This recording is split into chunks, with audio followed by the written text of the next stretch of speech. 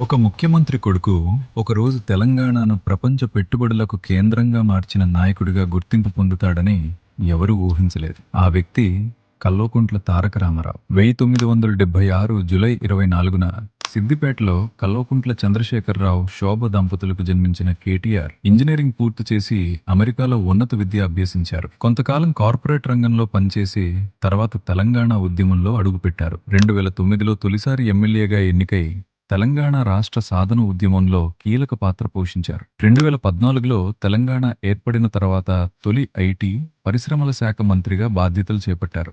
IT శాఖ మంత్రిగా Amazon, Google, Apple వంటి ప్రపంచ దిగ్గజాల పెట్టుబడులు విస్తరణలో కీలక పాత్ర పోషిస్తూ హైదరాబాద్ను ప్రపంచ ఐటీ, ఇన్నోవేషన్ కేంద్రంగా మరింత అభివృద్ధి చేయడంలో తనదైన ముద్ర వేశారు. కార్పొరేట్ ఉద్యోగిగా ప్రారంభమైన ప్రయాణం నేడు యువతకు స్ఫూర్తిగా నిలిచిన తెలంగాణ నాయకుడే కేటీఆర్. తెలంగాణ యువ నాయకుడు కల్వకుంట్ల తారక రామారావు గారికి హృదయపూర్వక జన్మదిన శుభాకాంక్షలు. ఇలాంటి మరిన్ని ఇంట్రెస్టింగ్ స్టోరీస్ కోసం ఇప్పుడే గ్రోత్ స్టోరీస్ 360ని ఫాలో అవ్వండి.